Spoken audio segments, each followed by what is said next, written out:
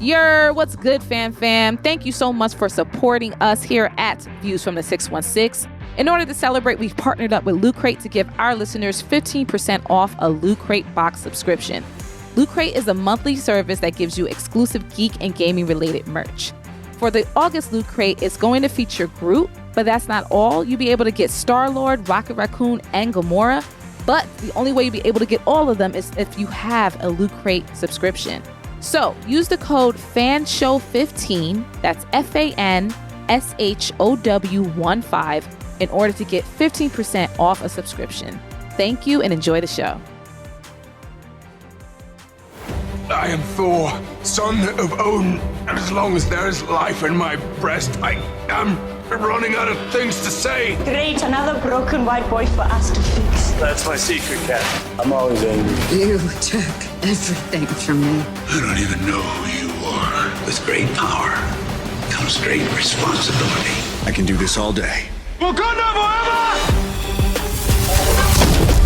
And welcome, internets, to another episode of Views from the 616, the Blackest MCU podcast in the multiverse, powered by For All Nerds, where we discuss everything in the MCU from the perspective of people of color. And it is one of your hosts, Tatiana King, aka the coldest Winter Soldier ever, aka Wicked Witch of the West View, aka Tesseract Thompson, aka T'Challa Bread, aka AR Lord, aka the life and times of Sharon Carter. Thank you. And I am joined by my lovely Golden with a nice tan. Please introduce yourself, sir. Yes, I am. Sun is shining. It's your boy, DJ Benhameen, a.k.a. Blue Atu, the Blatcher, a.k.a. John Walking Out. Hey. Okay. The Blatcher, bro. Okay. The Blatcher. The I Black get you. Watcher. A.k.a. the Power Talk, the Power Toker. Yeah? The Off-White Panther, Lieutenant Good Trouble, Holla, Holla, Holla, Black Adam Warlock, Brother Voodoo Child, here in the spaceship. And we are back in full effect. Of course, a new Disney Plus show has dropped, and that means a new Views from the 616 review episode. We are talking all things what if. Ladies and gentlemen, y'all are gonna be I think you're gonna be pleased. They are. I heard initially there were supposed to be like 10 episodes, but then one got knocked off because of COVID, potentially. Oh, so we'll see what happens, but it will be between 9 and 10 episodes. That being said, we did see the first 3. Thank you very much, Disney. We are not gonna spoil any of the others for you, but we're gonna be talking about all things episode 1, titled "What If Captain Carter was the first Avenger." Was or were. I don't know which one is the right grammatically. The right one was, grammatically. I think. I'm going to go with was. Yeah. And before we get into that, again, let me just say thank you to everybody, everywhere who has been supporting us all over the interwebs, all over the twitch.tv/forallnerds. What up, fam in the chat? I see We you. back. We back. We love you. Go ham in the chat. We see you. Drop the bits, drop the highs and the hellos and all that stuff and the subscriptions. Also, I always got to say this. If you have Amazon Prime, which like half of the planet does at this point, you get a free sub to your favorite Twitch channel. Please let that favorite Twitch channel be us, For All Nerds. And every month you can resubscribe to us for the free. That being said, also thanks to everyone who has been supporting us through our Patreon, patreon.com/forallnerds, as well as everyone who hit up the Loot Crate. Use the code FANSHOW15 to get some money off your Loot Crate subscription. Now that that's done, Benhameen's wearing his beautiful mask. That's the last thing I got to tell you. Make sure you're hitting up us on the TeePublic. That's where you get all of our beautiful merch, as you see here. This View from the 616 shirt, as well as Benhameen's F Around and Find Out Miss Minutes shirt. We have that and more. I love that design. We have that and more designs coming. tpublic.com/stores/forallnerds. Now, we got to get into it. As I said, we're here to talk all things what if. Again, this is about Captain Carter. And the basic plot is, what would have happened if Peggy Carter and not Steve Rogers took the super soldier serum at the start of World War II? Now, that's obviously off on his head. That's a very intriguing premise. for many different reasons, and we're going to get into it. Directed by Brian Andrews, written by A.C. Bradley, who is the head writer. One thing I wanted to say was Brian Andrews has been in the mix for quite some time. He's been a storyboard artist in damn near everything in the Marvel universe. And even beyond, besides that, before that, he was the storyboard artist for Samurai Jack. Like, all of it, okay? And like I said, every Marvel movie you can imagine. He was also the storyboard artist for The Batman, back in the 2000s.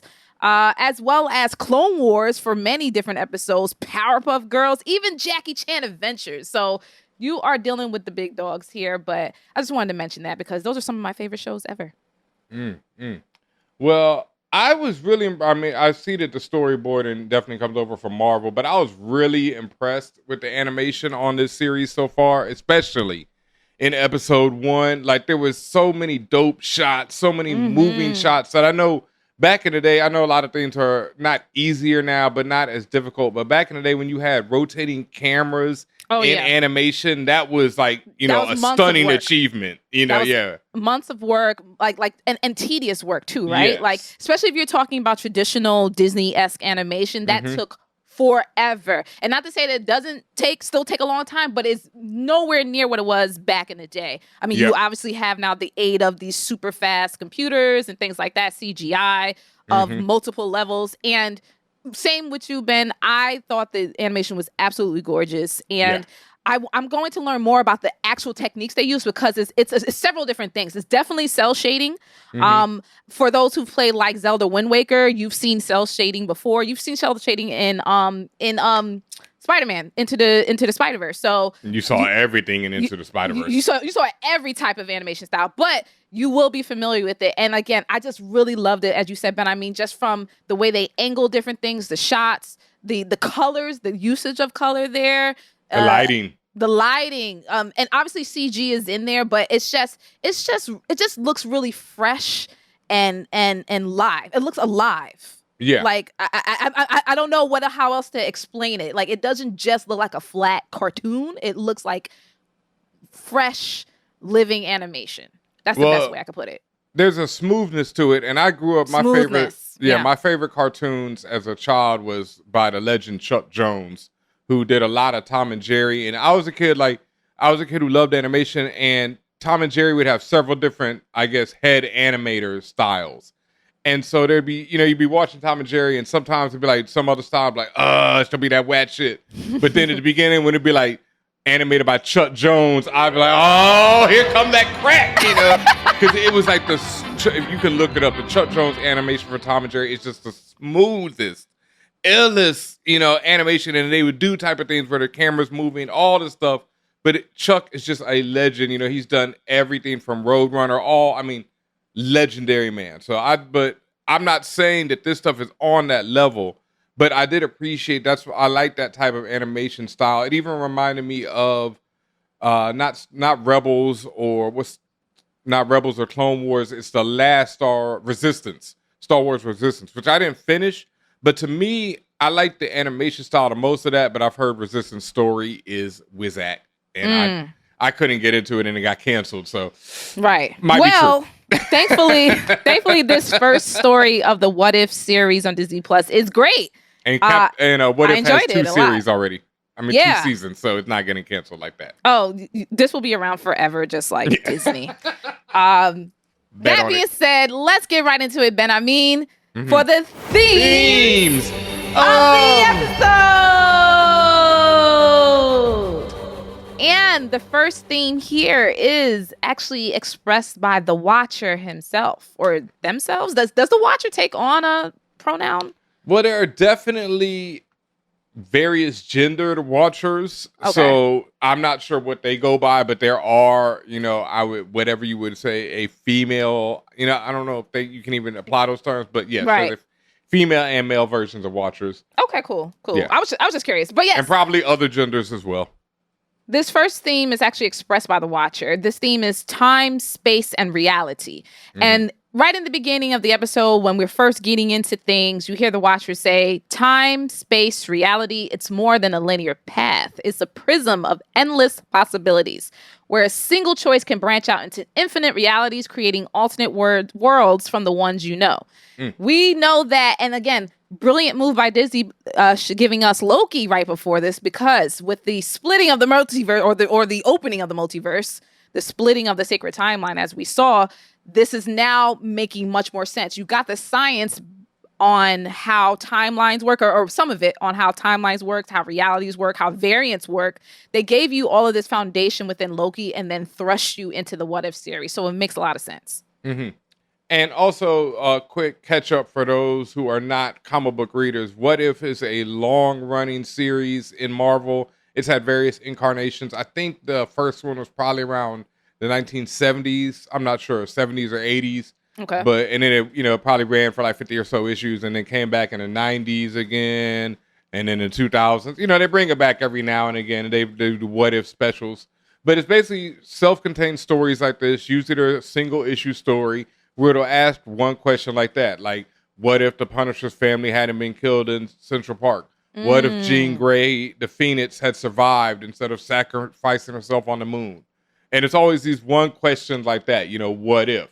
And honestly, especially in the early incarnation of what I grew up reading, because I'd find these old back issues, but they were already, like back issues by that point, but I would just love reading them because they were hilariously dark. And I mean dark with a capital D, dog. Like, it would always, I think the thing is that these writers just love writing it because it's an alternate universe story where you can do whatever. And in the main Marvel universe, if you're writing X-Men, you just can't murder off Wolverine in the middle of your run, or if you do, you got to have a big reason to bring him back later, whatever. Right. But in this, you could have, what if Jean Grey doesn't sacrifice herself and Jean Grey ends up murdering all the X-Men as Dark Phoenix?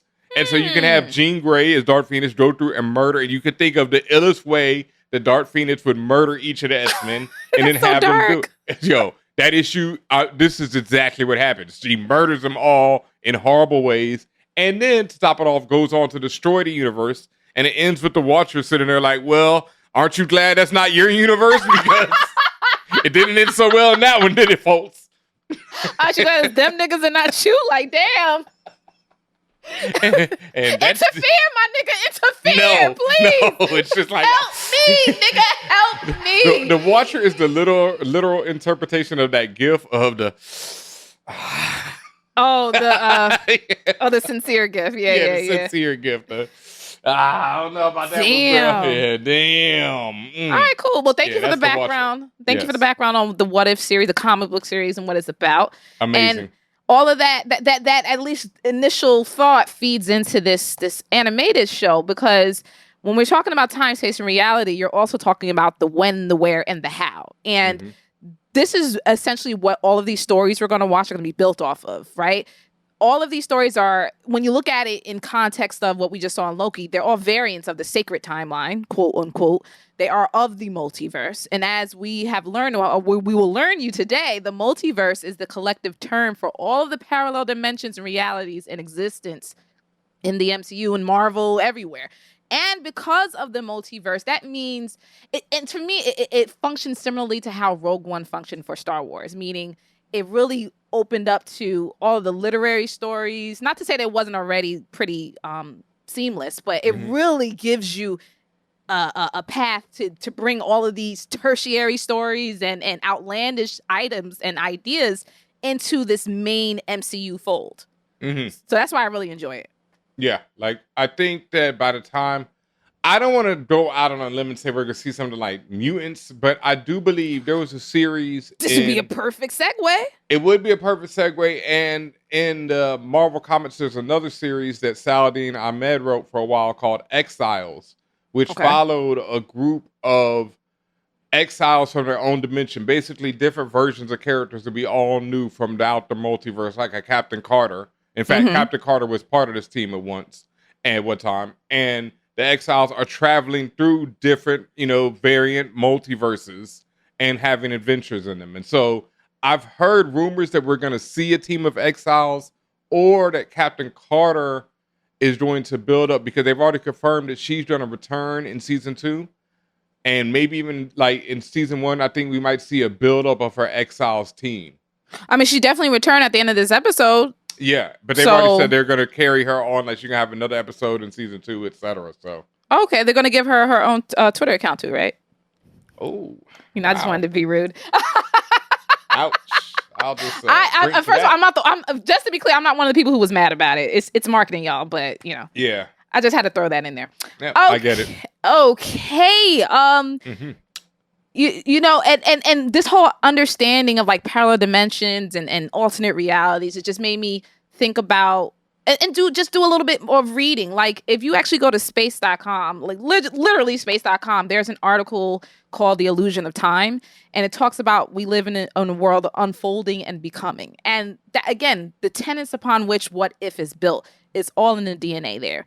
And when we're talking about unfolding and becoming and who you are and what is what, you see it happen within this episode where the watcher refers to it as the single choice. And I think that's what we're going to keep seeing in each episode, right? Like it's going to be a pronounced single choice that one character or more makes that changes the path of the reality that you and I know from the sacred timeline perspective. And also, in essence, this is their Nexus events, right? So in this episode, Peggy's single choice or her Nexus event is during that experiment where we saw in the movie where Steve Rogers went into the machine and Howard Stark was going to pump him full of juice. Before the doctor...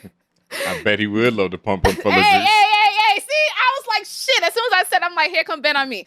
But I mean, this is Howard Stark, Playboy extraordinaire. Don't act like okay. It didn't go down. All right. Well, both of them... Okay.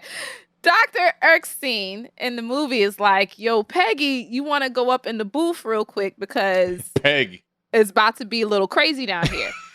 And in the movie, she's like, yeah, you right. I ain't trying to get, lit up in here. So she dips. But in this show, Peggy chooses to stay in the room. Cause she's like, I know y'all trying to do that whole cause I'm a woman thing, but I'ma stay. So she stays, and because she stays, it changes the what do they call it? The path of time. So in the movie, we see like this random Hydra agent basically like blow up part of the lab and cause all cause of commotion, start killing niggas left and right, murders Dr. Erskine, murders a whole bunch of people, and during the getaway, all that stuff.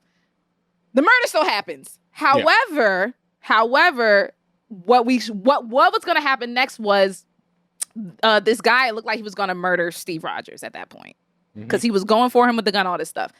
Instead, we have Peggy, because she's in the room and she's a real bitch. She comes out with the blicky and shoots the Hydra agent and basically, stops it from more chaos from happening. But because of the Hydra agent still caused issues, places on fire, Howard Stark was like, yo, we got to make this work somehow. Here we go again with the, you're a woman, you can't help us. Peggy's like, fuck you, I got it. Put me in the booth, I got bars. They put Peggy in the booth, she comes out She-Hulk. Now, she doesn't really come out She-Hulk, but essentially that's what she looked like. She gets real brolic. But she comes out with super soldier serum. She comes out as she dubs herself later, Captain Carter.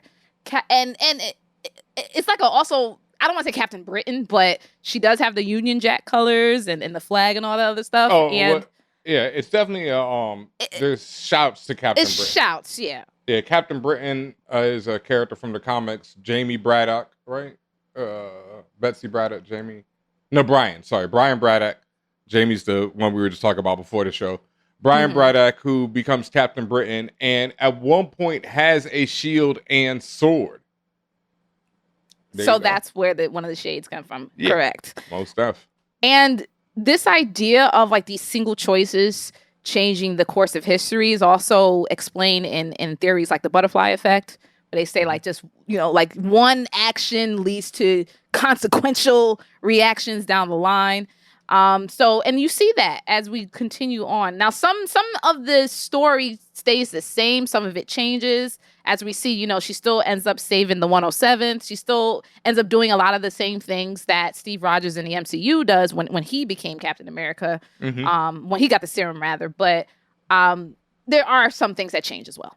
Yeah. And for people who've been watching Views from the 616 throughout our coverage of Marvel, in Loki, we talked a lot about four-dimensional beings being able to read a three-dimensional being's life as if it was a comic book, the same way that we as three-dimensional beings can read a two-dimensional being's life in an actual physical comic book and see the beginning and ending and see the choices that change at these crucial points. And I mean, pretty much every choice you make is a crucial point in life, but choices that lead to other choices that we see how, like in this case, Peggy staying there leads to all this other stuff, you know? And so that's what we'll be exploring through What If, is basically this concept of the Watcher, a semi four-dimensional being, I guess, looking at these different realities like, oh, okay, this is what happens there. And like we say, most times being like, ain't that? You know? Yeah. I mean, but so far, in at least, you know, in the episodes we've seen, it's more of, well, that worked out, you know, instead of that wasn't so bad, right? Yeah, well, I'm sure it's gonna get worse, right? It has to. Yo, no, 100% guaranteed. When they get to the 100%. Marvel Zombies episode, it's gonna be like, let's be glad that ain't us. I mean, what did He Who Remains says? Like, there are worse versions of me, bro. I'm the best of the worst. Because Marvel Zombies in the comics is always, well, let's be glad that's not the regular Marvel universe, you know, always 100%. And before we get into the next theme, I do want to talk about something, because we talk about themes a lot on Views from the 616 and how they relate to, you know, the shows, and how that's more about what we're here covering instead of just giving you a blow breakdown of what happened in the show, right? And so themes in this episode, I really love the storytelling in this episode, because something I've been learning about in terms of storytelling is that in a theme, like the theme of your show should be reflected in the main character, and usually in the main character, they should be anti the theme of your show. Or the people around them, at the very least, are constantly trying to keep them from reaching the theme of the show, right? And the next theme, and pretty much the main theme of this episode, is that women get it done, right? Peggy knows this from the jump, but every other character pretty much is conspiring against her to keep her from this goal. And like we talked about in Loki, how mainly 90% of stories that are told are comedies, where it has a comedic structure where a lot of bad things happen to the character and they go on a downward thing. But at the end, they achieve it by aligning with the theme. Women get it done, and it's a good thing that happens, and boom, yay. You know, while Loki is more of a tragedy where things seem to be going well. Oh, they're learning, and then nope, they F it up at the end and everything is bad, right? Yeah. I think Captain Carter, this episode at least, is kind of more the tragedy side. Do you think that? Yes, where it's like things are going well, you know, and pretty like that's the other side of it. From the jump, she's already on the theme of women get it done. She doesn't have to learn. The people around her have to learn. Correct. You know, she has to learn to like be more of herself. And really be like, nah, F it. This is me. You know, she has to learn that lesson. But at the end, L. Well, you know, I think then you would say Steve Rogers, the first Avenger, was technically a tragedy, because they both end the same way. The person gets put on ice, you know, figuratively and literally, and lose everything they ever known, right? It's like, you know, I mean, it is like, and imagine that. Like, imagine if there is no Winter Soldier. You know, if there's no second Captain America film, if there's no rest of the Marvel universe, and that was the end of the story. You know, dude just lost everything, and he's like in the future. Tragedy. You know, like horrible tragedy. Wow. So yeah. Yeah, and I think that this and that were tragedies. Well done. Yeah. So let's get into that theme, Benhameen, of women get it done. As I mentioned, Peggy went in, regular schmegler came out, hulking out. Hulking out, boy, looking good, girl. And looking good, right? Like, man, she was Olympics. This episode made me I mean, I've been a fan of Haley Atwell, but man, she put in that work. You know? And as you said, all of the characters are to the contrary of what she knows, of the fact that women get it done, women are it, women are the tea, all this stuff. Because you see Colonel Flynn over there with this man. Oh, first of all, Colonel Flynn, he's voiced by my boy from Handmaid's Tale. What's his name? Oh, Bradley Whitford. Oh, okay. And he plays Commander Lawrence. Okay. So if anyone who watched that show, you know how effed up Commander Lawrence is, but also in a great way. So, but anyway, Colonel Flynn's saying a lot of shit to her, especially in the beginning. You know, he's like, every ounce of that serum went into you. You know, he said, instead of, you know, getting the army that I asked for, I get you. You know, he tells her it's dumb shit, like, be grateful you're in the room. Women aren't soldiers. They don't fight on the front lines. And all of this is a historic and even current take on how men view women. Lots of times they feel women may be inferior, worthless, or lucky that they should even be allowed to breathe the same air and even participate. And it's like, never mind the fact that more times than not, women are way more capable than male counterparts and have maybe a better approach to a lot of shit as well. Never mind the fact that they gave birth to your ass. That too. I mean, your bitch ass wouldn't even be here without them. Like, so, but I did short-term memory loss. I did like, by like the middle end of the episode, Peggy threw that line back at him. She goes, you know, she does that. Oh, you're lucky to be in the room. Back to the colonel. So I said, all right, bitch. I need to hear some Salam start playing right then. Which song, Ben? Which song you heard? Anything from Seat at the Table, baby. Anything. Like, anything. You know, you give me anything with a hard beat drop right there. Like, you're lucky to be in the room. You know, give me that Cranes in the Stride right there. Cranes in the Sky. Give it to me right there, boy. You know, because he need to smoke it away after that one, boy. I said it. I said half of the quote before, but the full quote, Colonel Flynn says, I was promised an army. I was promised peace and salvation, and instead I get a girl. I get a At girl. first, I'm like, that shit is so whack the way he said it. His delivery was amazing. That's a grown ass woman, number one. Yeah. What Beyonce said, I'm a grown woman, number one. And then the whole peace and salvation line, I just thought it was funny because it took me back to, you know, we talking about Future Streets when you say, oh, you're supposed to be my peace. How they try to say about women, you're supposed to be my peace and you not. But this is besides that, the fact that it's just a corny line that Colonel says is also almost exactly what Colonel Phillips in the Captain America film says about Steve. After Steve comes out of the machine, and you know they're like, you know, Steve's not proven yet, so that he don't trust him and all that. During that film, he's telling Peggy and Howard Stark to come with him to London because they're going to bring the fight to Hydra. And here comes Steve like, yo, put me in the game, coach. And he's like, nah, nigga. He goes, I asked for an army and all I got was you. You are not enough.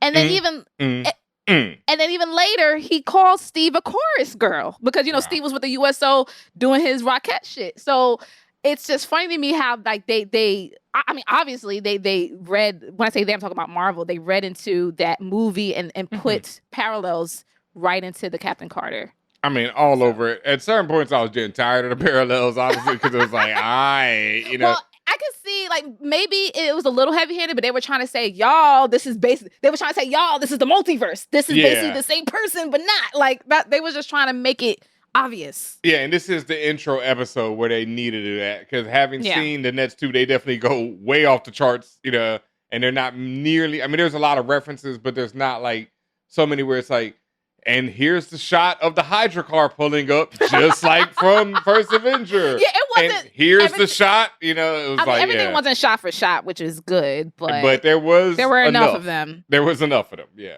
there were enough of them. Yeah. Also, in the "Women Get It Done" theme, I thought this line was brilliant when they are in the rec rooms. Skinny Steve and Brolic Sharon were in the rec room. Skinny Steve says to Sharon, not Skinny Steve. That's what he is. That's how you differentiate it. He's not Carter. Cut up Carter and Skinny Steve. Cut up Carter and Skinny Steve.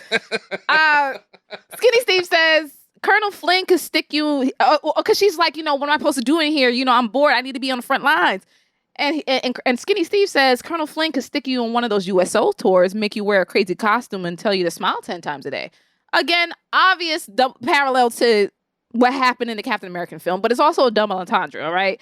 So, as I mentioned, he's referring to the Cap we all know when Tommy Lee Jones didn't trust him and was like, nah, you need to go on these USO tours and sell some war bonds. But also, it can be taken as commentary on women and what patriarchy deems as acceptable femininity, right? Wearing a crazy costume, you can liken that to things like being not sometimes forced, yeah, but being like people like, oh, you're supposed to wear a dress and you're supposed to wear heels and you're supposed to wear makeup in order to be a woman or to be presented as a woman. And again, you can see that as, oh, technically that's a crazy costume, because what if that's not you, right? If people say you need to appear or dress or be a certain way in order to fit this definition, that's a costume.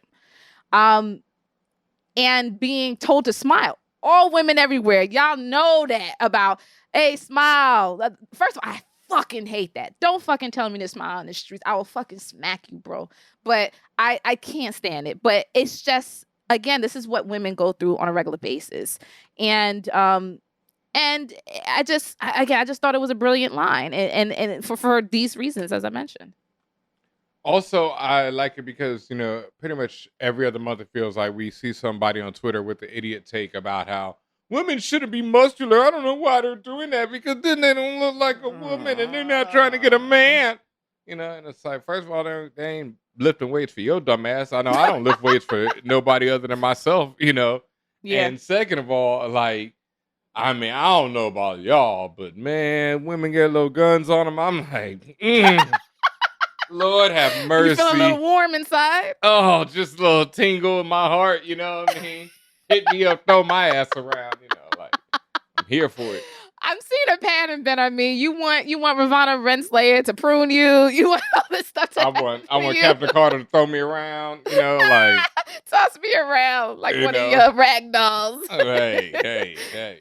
I'll put them out, look, like I'm saying, I ain't, but, Please stop, sir. Please stop, sir.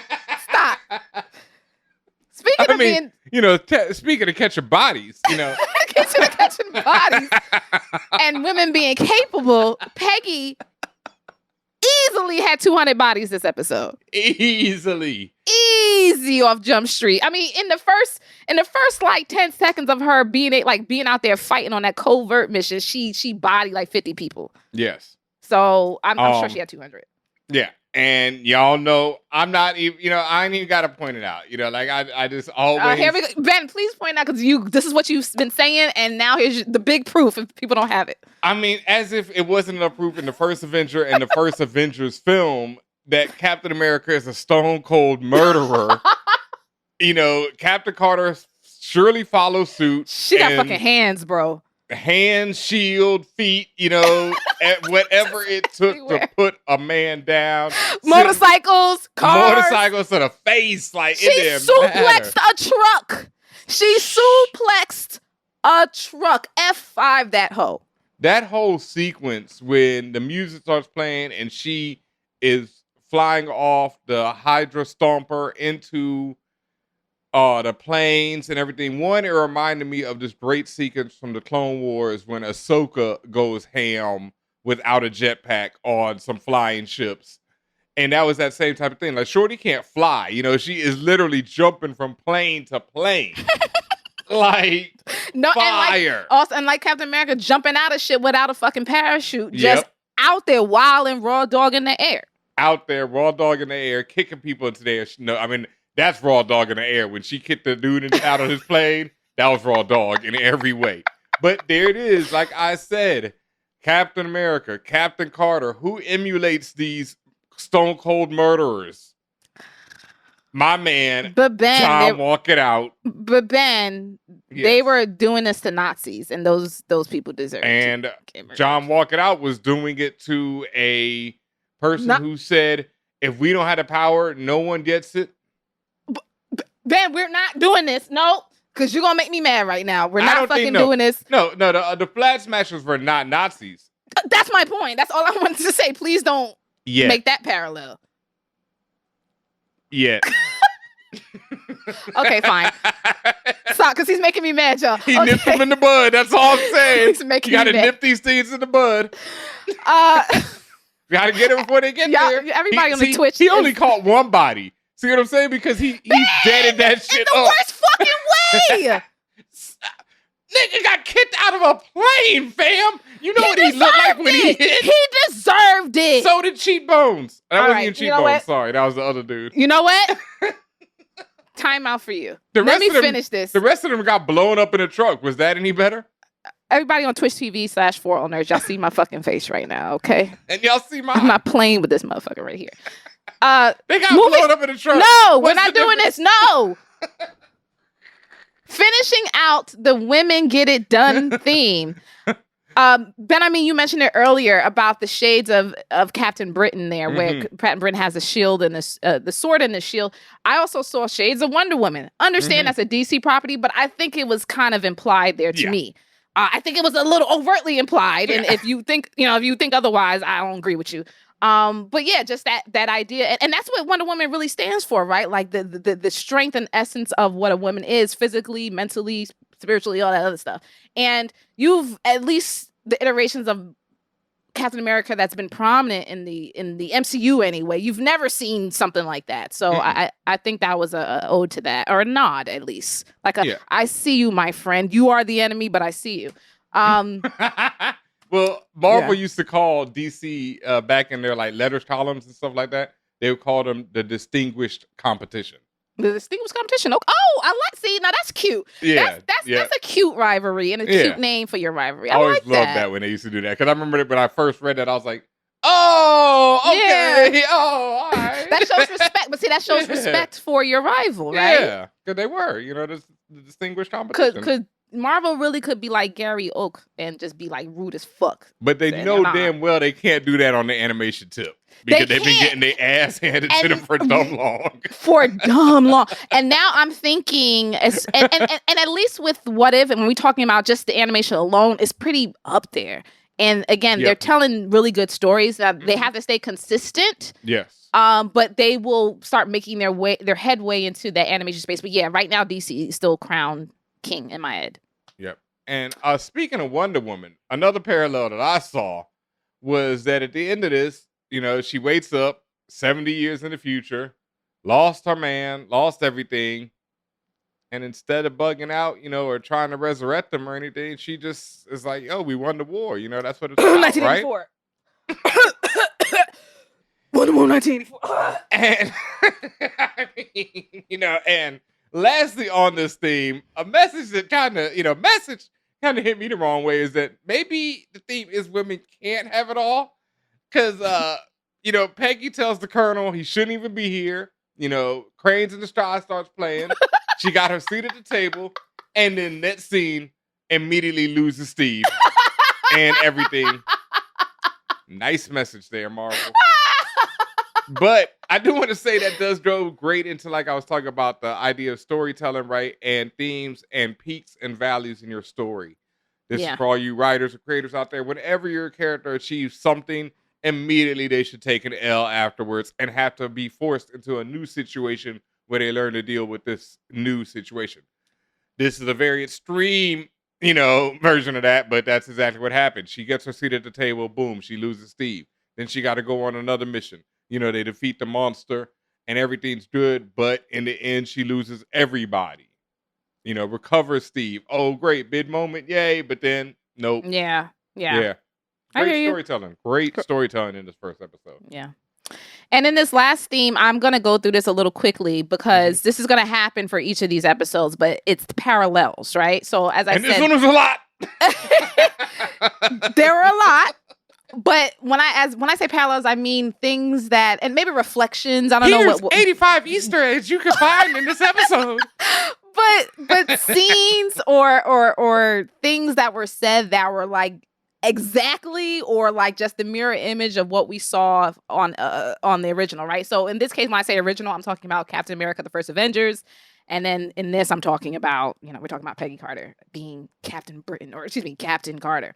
So the parallels here are in the train scene in the movie. And again, there was a train scene in the movie. I'm like, oh, okay, we're doing this whole thing again. Yes. In the movie, there was a train scene. Bucky fell off the train and was presumed dead. He fell off in the ice someplace. He got found later. In the show, Skinny Steve is blown up and presumed dead. But in the show, Steve is later found. And Bucky was not. Different, not such a parallel. Tragedy. Also, Bucky made a terrible line to me. I'm sorry, dog. What? Not the tore arm. my arm off. You sure you want right? And it was his left arm, and that's his metal arm. And like right now, there's like 10 YouTube videos about that moment. Thanks, Marvel. You know? Yeah, I mean that was like I don't know, and I felt like it was kind of cheesy, just the way that and Sebastian Stan actually reprised his own self. Oh, he did? He voiced himself. Not everybody I'm not saying did. himself, but not everybody did. No, but Sebastian did voice Bucky. Yep. In this, and he just turned on. I could hear it in his voice, like he was turning on the cheese factor, especially when he said that line about the arm. Let's see. And this is more of a just a commentary between Skinny Steve and Peggy in this show, and then Peggy and Steve Rogers in the movie. But when they talking about like the outside matching the inside, you know, you're such a strong, good-willed person, and now you know you have the strength to match it.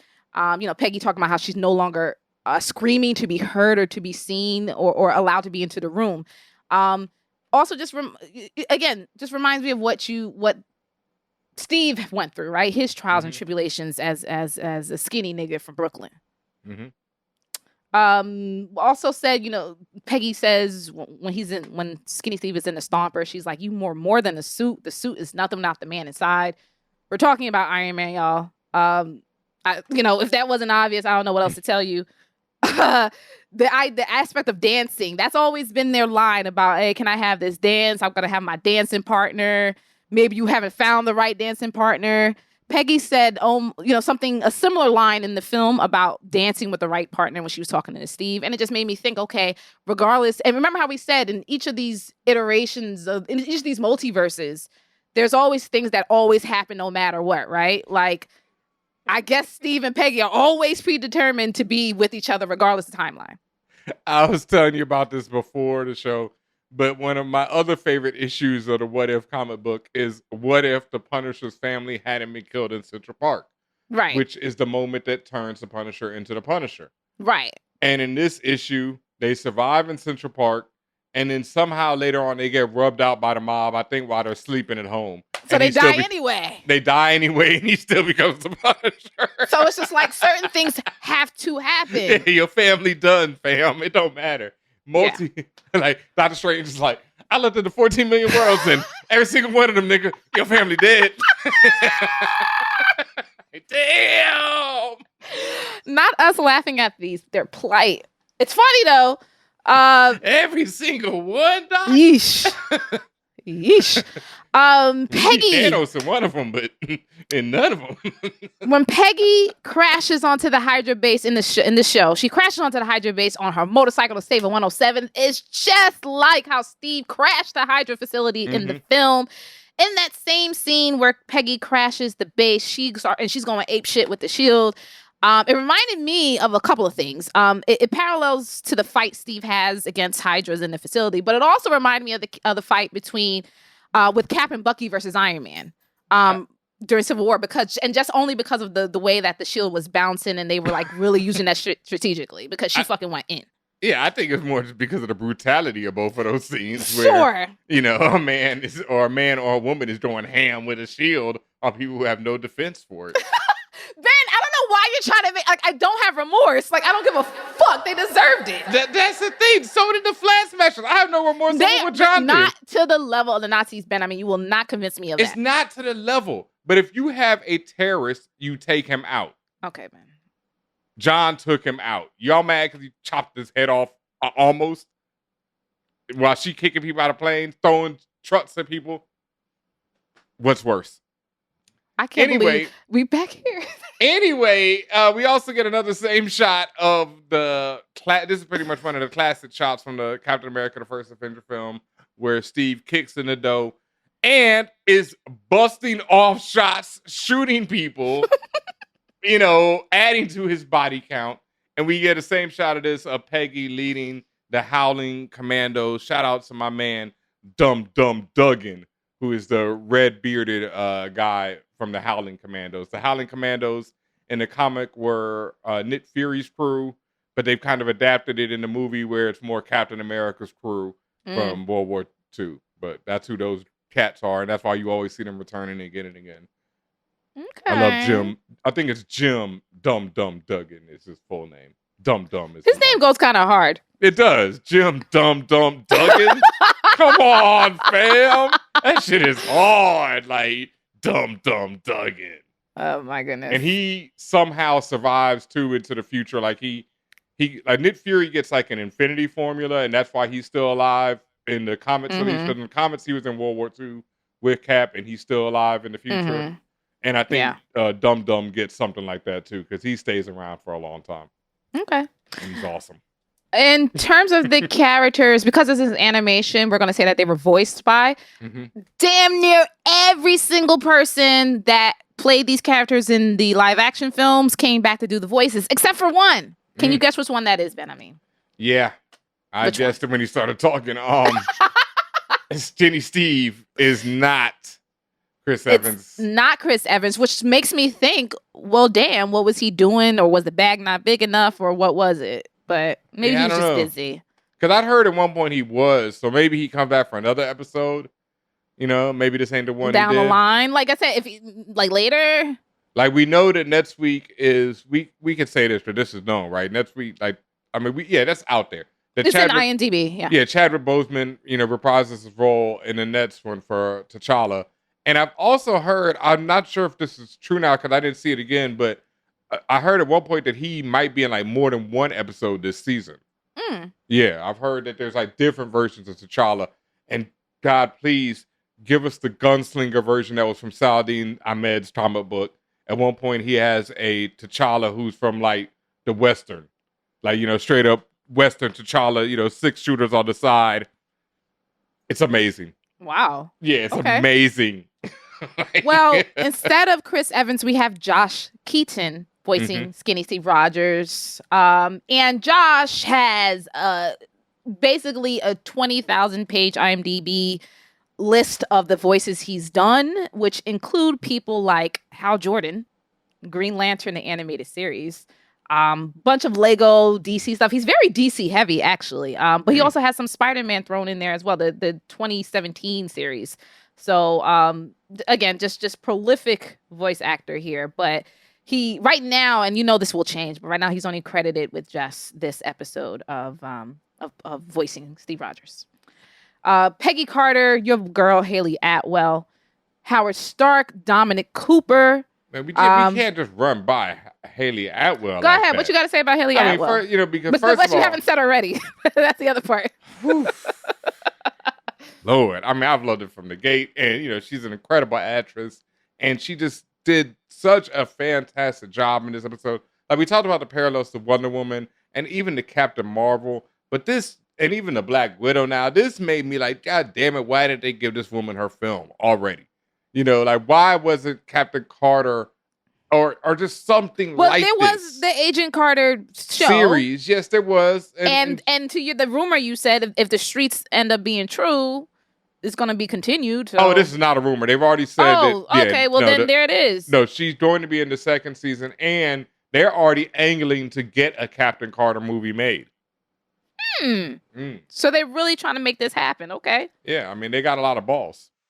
And speaking of balls, support for For All Nerds is brought to you by Manscaped, the best in men's below-the-waist grooming.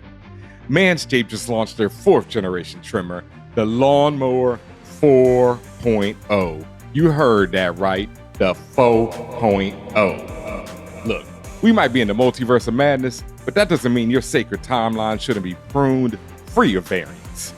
It was a lot of close shaves for Captain Carter in this episode, and she shouldn't be the only one. Take 20% off and free worldwide shipping right now with the code FORALLNERDS at manscaped.com. Also, the whole you actually made me remember something. As I was watching this episode with Skinny Steve and like they've always loved each other. I have a crush on you, blah, blah. It just reminded me of Game of Thrones and how like Tormund was always here for Brienne. Like, is the big woman still here? So every time, like when she was holding Skinny Steve's hand, I'm like, oh, that's Brienne and Tormund all over again. It was really cute to me. Except they're both big, and Steve and Peggy are like They actually Not love Skinny each other. Steve and Brolic. What you call her? Cut You Up said Carter. Cut Up Carter. Yeah. Yeah. Yeah, but they're like, they're actually in love while Tormund is just fiending, and getting no play. Ugh. Poor Yeah. guy. Yeah. All right. Yeah. Oh well. Howard Stark, Dominic Cooper. Again, he played the same. He did the same in the Agent Carter series. Yes. Again, most of everybody came the fuck back. Okay. Yeah. Sebastian Stan was there. Ross Marquand was the Red Skull. Johann Wait. Schmidt. Yeah. Now Ross Marquand is not. That's not what's his name from the. That's not Agent Smith. It's not Agent Smith now. So he still is like, nah, B, I'm good. Yeah. Yes. Yeah. He said from the after he was done with it after first Avenger, y'all. He was like, nah. Like, Bag not big enough again. I think why? the makeup he didn't like, and there was a lot of things about just the whole experience. And he's an actor, even though He's he an did the Matrix. actor, but so he was cool with the elf ears, but he wasn't cool with the red. And he was skull. cool with that Matrix bag. Probably the bag. The bag. Yeah, bag usually gets people to go back on their word. So bag wasn't big enough for that. I guess. And you're talking about Hugo Weaving. There we go. Yep. The legend. The Watcher is voiced by the Jeffrey Wright, and with any luck, you will hear Jeffrey Wright on our show. We're hopefully going to interview him. We have been trying our best, respectfully, to get him on the show, but that doesn't mean y'all can't help. So if y'all just want to at him and be like, "Yo, there's a show out there that you need to be on," please hit him up. And of course, as Nick Fury. Nick Fury comes back at the end. Okay, Samuel L. Jackson. Oh, in fact, and just real quick, Samuel L. Jackson news. He posted today on his IG that he was putting on his beard and goatee and all that stuff. So it looks like he's about to start filming some more right now. Oh, yeah. Today, for those who are listening, today is the 11th of August, 2021. So he's either been filming and just now told us he was filming, or he just getting started. Think Secret Invasion already? I don't think so. Maybe something else. Because Secret Invasion is his Marvel series, but I figure he shows up before that in something. Yeah. Pretty soon. Then when that thing from Lovecraft Country came out the portal, was that Cthulhu or was that something else? All right. My initial thought was it was Shuma Gorath, who, unless you're a deep Marvel comic book head, you might have never heard of. But Shuma was featured in like X-Men versus Capcom, one of those arcade joints. It was X-Men versus Capcom. Yeah. There you go. And Shuma Gorath is basically this tentacled monster with an eye at the center. It kind of looks like a souped up version of Starro for those who've seen Suicide Squad on HBO Max right now. And Shuma Gorath is basically a Cthulhu level entity. Like it is a trans-dimensional monster of immense evil and power. So the one thing that makes you think that it's not Shuma Gorath coming through is one, we never got to see the legendary eye at all. The eye in the and center. Two, the way she was just chopping them tentacles up made it like, you can't chop up Cthulhu. Maybe she was that OP though. I mean, she had the 6 vials of serum up in her. So look, she was flipping trucks. You ain't flipping trucks ain't the same level as chopping up, Shuma. Like it's a different level of power we're talking here. Okay. But you could argue that Shuma's tentacles aren't as powerful in this realm, blase, blah. I also just loved how Red Skull got crushed up by the tentacles. That straight up reminded me of Akira. It was so unceremonious. And that was just like Akira. In Akira, there's, for those seen it at the end, Tetsuo grows into this grotesque giant flesh monster, and his girlfriend just gets squashed. It is one of the most brutal and disgusting. Like, I hate that movie for that one part because it hurts me every time because it's like she's just there, and then she just splat, and it was kind of like how Red Skull was just like and splat, But that was much more hilarious, than Akira. Yeah. Okay. Any other characters? Yeah, I just wanted to shout out that potentially the giant big Nazi Hydra agent who comes at Captain Carter might have been a reference to Master Man. And I just wanted to, because I doubt we'll ever get a chance to reference what's the name of this person? Once again, I'll say it because I love saying it. Master Man. And Master Man is basically Hydra Nazis' answer to Steve Rogers. Like they get a version of the super soldier serum and give it to this dude, Master Man. And Master Man stays around for a minute, dog, because like like most characters, somehow he does not die in World War II and is around in the future to battle heroes, you know, all the way into, I don't know where he's at right now in the Marvel universe. But when I was reading back in the 90s, Master Man was still putting in work. Like, I think he fought Namor at one point, because Namor teams up with Captain America in World War II and forms a team called the Invaders. The best they could come up with was Master Man. It's an amazing name. What are you talking about? Master Man. MM, baby. Master Man. Like, we are getting white here right now, you know? Like,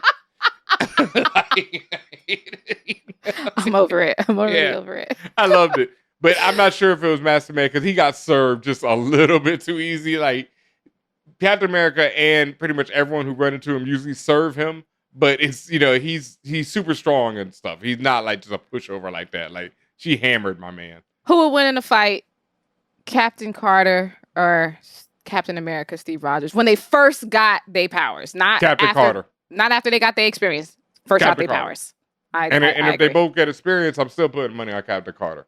I think that was the point of this. Like, Steve starts off as Skinny Steve. Captain, Carter is already Agent. Agent Carter. So when she gets the serum, it just makes you more of what you already are. And she's already a good-hearted and super intelligent woman. And I love that they showed that too. You know, they showed that in that one little side. So it just makes you more of that. Side with Howard Stark when she was saying all her science shit. Yeah. Yep, I love all that. You know, great work right there. All right. And finally, that we have the Easter eggs inspiration music. We've said a lot of the Easter eggs and inspirations already. As we saw in the opening credits, you saw the images of Black Panther, Captain Marvel, Iron Man, Thor, Black Widow, Captain America. You see the prison break with images of Doctor Strange, the Hulk, Nick Fury, and other characters who we are bound to see stories of during this series. Yeah. Music during the montage when Sharon Carter or Captain Carter was serving the ass whoopings left and right. There was this old song called Bugle Call Rag by Benny Goodman, that bugle song that was playing. And what else, Ben? Oh, there is a quick reference to Hedy Lamarr in the Shumagorath Cthulhu scene while Howard is trying to work the machines, and it's all written in German. He makes a reference that he went out and spent a weekend with Hedy Lamarr, who is an actual real-life person. She's a famous actress and inventor. Like, woman is super smart and beautiful, everything, you know, acted her ass off, all that great stuff. And her inventions led to all kind of things, like even Wi-Fi is credited to this woman right now. So the reason why we're able to have this call and sit here on Zoom and do this show and everything else in our modern life is owes some part to Hedy Lamarr. So that was a really dope reference, because in real life, Hedy dated Howard Hughes, who a lot of people know from the film The Aviator, where Leonardo played him. And Howard Hughes is who Howard Stark, obviously, is paying tribute to when they created the character of Howard Stark. Because he's a brilliant inventor who's also just a little bit off, but was a playboy, et cetera, blah, blah, down the line. Wow. Yeah. So that was a great, quick little reference. I love that one. Like, I didn't even realize that. Yeah. It was when I watched it with the subtitles on, I was like, Hedy Lamarr, I was like, that sounds like that's got to be a real person. Googled it. It was like, oh, okay. Yeah, and then the Howard Hughes. Oh, okay. That's fire. Dope. Yeah, I was looking at some of this stuff that she invented. Pretty wild stuff. Wild stuff. Like, you know, and obviously, like, as a woman, we don't hear her name enough, you know? Women get it done, right? Yep. So give the roses right now. I got a couple of quick, questions that need answers, right? Okay. In this multiverse that we're seeing, in this version that we're seeing, the Cube is left with Britain, America, the Allies after World War I. One of these niggas. Yeah. While in the version we know, it sank into the ocean, right? It drops out of the plane and sinks into the ocean before the plane even crashes. So it's not even in the wreckage of the plane. It's just somewhere in the ocean. It's just somewhere, yeah. Lost for a long time till resurfaces, like as we see in, in the Avengers, right? Yeah, because I watched that scene. In fact, I watched damn near the whole Captain America film again. It's such a good movie, and isn't it? This is also Disney's plan, y'all, because if you are going to be doing really going back and rewatching stuff, this is what they want. Oh, man, I love the first Avenger. To me, it's still my favorite Captain America. It's like, it's one of my favorite Avengers, Marvel films. Yeah. Like the tone of it and the way they capture yeah. the old school tone is so well done. And then it's like such a change to Winter Soldier, but you got to have that first. I could go on and on. We're rewatching all this stuff so you all don't have to, so we can just pull it onto this show. But yeah, so that's true. In the movie, the cube was like mad hot and it melted through the plane, fell into somewhere in the ocean or in the north, the Arctic. So in this, they have the cube for 70 years until she comes back. And they weren't doing nothing with it for 70 years. Doubtful. Shield? Doubtful. But that leads to the other question. Who founded S.H.I.E.L.D.? Because, well, at least, like the Captain Carter, the Agent Carter series, I don't know how canon it is to the current Marvel in it anymore. But in that, Peggy helps to found S.H.I.E.L.D. Yeah. You know? Well, S.H.I.E.L.D. could still be found without her. It wasn't like she was the one. There was other people involved. True indeed. But who is Nick Fury working for? Is he working for S.H.I.E.L.D. at the end?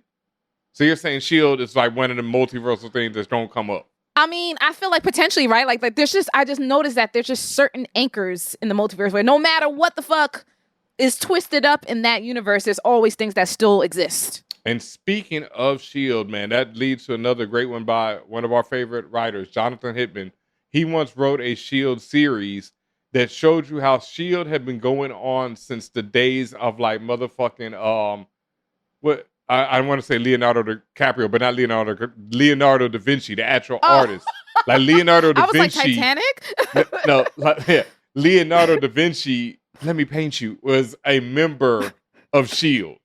What? And then, It would make sense. Because he was a super inventor, all that stuff. And so he was a member of S.H.I.E.L.D. back then.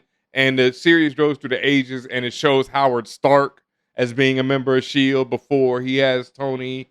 So that was a really dope series. You can look it up. Unfortunately, Hickman never finished it, I don't think. Yeah, I think I swear to God, because it was so ill. And then I swear it's like there's like 2 issues that never came out for whatever reason. Did he just lose interest or what the feds? I don't know, because he still writes for Marvel. I don't know what exactly happened. I might be wrong. Maybe I just never found those 2 issues. Maybe I did read them and they were just kind of like, and I don't remember Maybe you were in another timeline and just... it happened. And then it got pruned. It may not even really exist for all you know. That said, we are done with our review of episode 1 of What If. Thank you all for joining us. We hope you had a good time. If you have questions or you want to talk more through what we discussed, or you just want to listen respectfully, I don't want to argue with you, but if you just want to have a conversation, make sure you do a few things. Follow us on the Twitters and the Instagrams at For All Nerds. You can also follow us individually. I'm at Tatiana King. He's at DJ Benhameen. As I said at the very top of the show, there's a few things you can do to help support this show and support us and support our endeavors into this Marvel universe and beyond. Make sure you, number 1, go to tpublic.com/stores with an S at the end, /4allnerds. Benhameen's amazing design that he actually came up with. Fuck around and find out, which is actually a slight quote from the Rodimus Prime, the Black Guy Who's Tips, from our all-star review episode of Loki. So we combined the two and we came up with this beautiful Miss Minutes design. Go to our TeePublic to get that, or our Views from the 616 shirt. Let me turn around real quick so y'all can see the back, because we have variants. We have like 6 variants of this shirt, and on mine, I have a tagline on the back. But let me know if you can see it. Keep going. Stand up. Keep going. Turn around.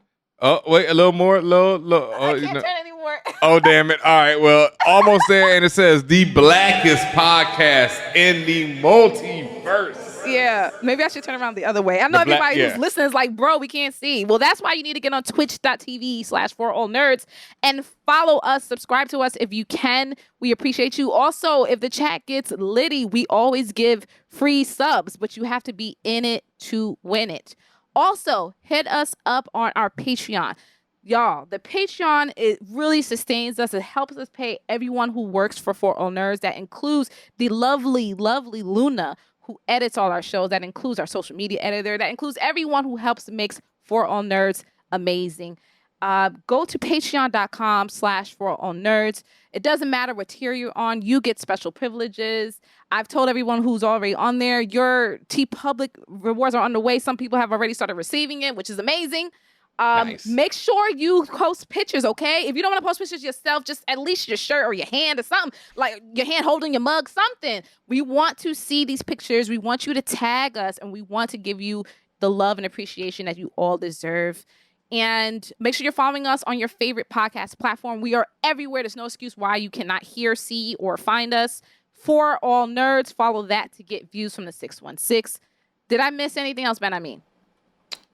Oh, okay. Well, yeah, no, you're not missing this. But everyone watching right now on twitch.tv and longtime viewers, especially those who were there with us throughout Loki, saw our dope-ass Loki, backdrop with all the green and the Celtic symbols and everything else. And now we had this beautiful universal, should be some planets floating, multiverse type action going on. So please let us know what you think of it. Thank you for joining us here every week. And we'll be back next week with an episode of Views from the 616 covering What If T'Challa was Star-Lord.